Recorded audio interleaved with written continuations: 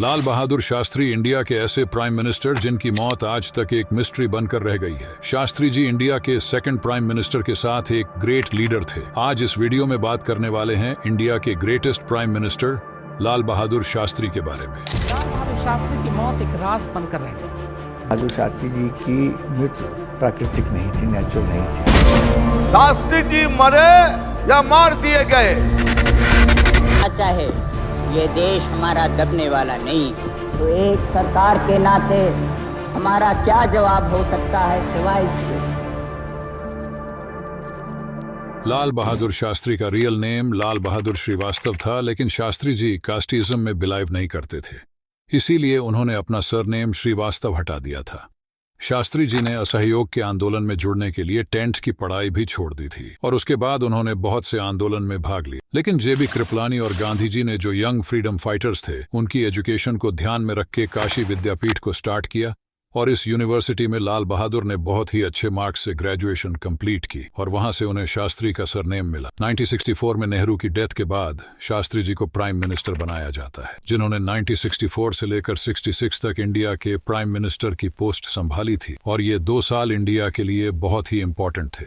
5 अगस्त 1965 को पाकिस्तान इंडिया के against war declare कर देता है। उस टाइम पे इंडिया की फाइनेंशियल कंडीशन बहुत खराब थी और शास्त्री जी ने इस सिचुएशन में लीड रोल निभाया। वॉर में जब यूएसए पाकिस्तान की साइड था और इंडिया में PL 480 ब्रीड के गेहूं एक्सपोर्ट करने बंद कर दिए, तब शास्त्री जी ने देश के लोगों से दिन में एक ही टाइम खाना खाने के लिए कहा, लेकिन उससे पहले खुद के परिवार को एक वक्त का खाना बनाने के लिए कहा।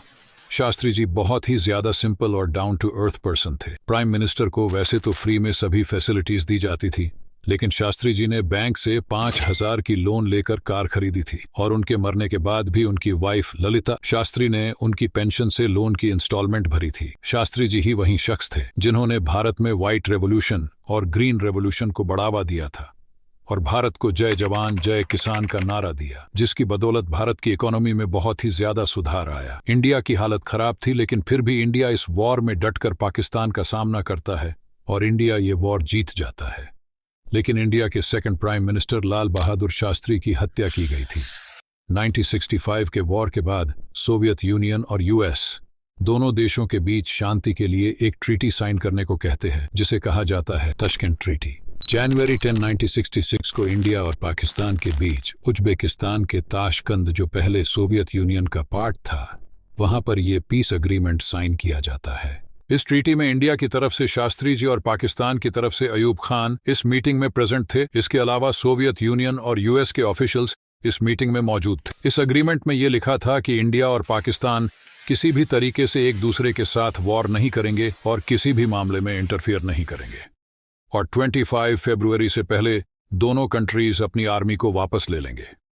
ये अग्रीमेंट पीसफुली साइन तो हो जाता है, लेकिन ठीक उसी दिन रात को शास्त्री जी की डेथ हो जाती है और इंडियन गवर्नमेंट इस डेथ को हार्ट अटैक बताती है, लेकिन जनता और उनकी फैमिली इस बात से साफ इनकार कर देती है, क्योंकि ये नेचुरल डेथ नहीं थी बल्कि ये प्लान्ड मर्डर था। उनकी डेथ की ना कोई इंक्वायरी की जाती है, ना ही शास्त्री जी के साथ गए लोगों से कोई पूछताछ की जाती है। उनकी पत्नी ललिता शास्त्री का कहना था कि उनके पति को जहर देकर मारा गया है। 1977 में एक सो कॉल्ड कमेटी बनाई जाती है, जिसका नाम था राजनारायण कमेटी। इस कमेटी ने शास्त्री जी के साथ गए लोगों को गवाही देने के लिए बुलाया जाता है। पहले शख्स थे RN चुग, जो शास्त्री जी के प्राइवेट फिजिशियन थे, और दूसरे शास्त्री जी के नौकर रामनाथ। RN चुग को जिस दिन गवाही देने के लिए बुलाया जाता है, उससे पहले ही उनको एक ट्रक टक्कर मार देता है और इस एक्सीडेंट में वो उनकी वाइफ और 2 बेटे मारे जाते हैं। उनकी बेटी बच जाती है, लेकिन वो हैंडीकैप हो जाती है। दूसरे गवाह थे रामनाथ, जो शास्त्री जी के नौकर थे। गवाही देने जाने से पहले वो शास्त्री जी की पत्नी से मिले थे और उन्होंने ये भी कहा था कि उनके पास शास्त्री जी की डेथ के बारे में इंपॉर्टेंट इन्फॉर्मेशन मालूम है, लेकिन गवाही देने जाने के वक्त रास्ते में ही उनकी कार एक्सीडेंट में याददाश्त चली जाती है और इस तरह शास्त्री जी के मौत के गवाहों को मिटा दिया जाता है। 2009 में अनुजधर नाम के पॉपुलर ऑथर ने शास्त्री जी की डेथ पर सवाल उठाए, लेकिन गवर्नमेंट ने जवाब दिया कि हमारे पास शास्त्री जी की डेथ से रिलेटेड कोई भी डॉक्यूमेंट नहीं है। 2013 में एक बुक पब्लिश होती है जिसका नाम था कॉन्वर्सेशन विद क्रो। इस किताब ने सबको चौंका कर रख दिया। ये किताब ग्रेगरी डॉगलस ने लिखी थी और उनका कहना था कि ये किताब उन्होंने CIA यानी कि सेंट्रल इंटेलिजेंस एजेंसी जो यूएसए गवर्नमेंट की खुफिया ऑर्गेनाइजेशन है, उसके हेड ऑफिसर रॉबर्ट क्राउली के साथ हुए इंटरव्यू की बातों से लिखी है। इस बुक में रॉबर्ट क्राउली कबूल करते हैं कि सीआईए ने ही लाल बहादुर शास्त्री को और होमी भाभा, जो एक इंडियन साइंटिस्ट थे, उन दोनों को मरवाया है।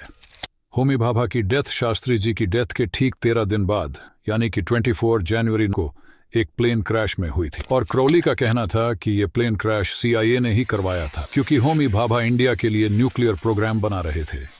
क्राउली का कहना था कि अगर इंडिया न्यूक्लियर प्रोग्राम में सक्सेस हो जाता तो वो यूएसए के लिए बहुत बड़ी मुश्किल बन जाता। इसीलिए उन्होंने होमी भाभा को मरवा डाला। लेकिन इस बुक में कितनी सच्चाई है वो तो हम नहीं बता सकते, लेकिन ये जरूर बता सकते हैं कि शास्त्री जी जैसा प्राइम मिनिस्टर हमारे देश को कभी नहीं मिल सकता।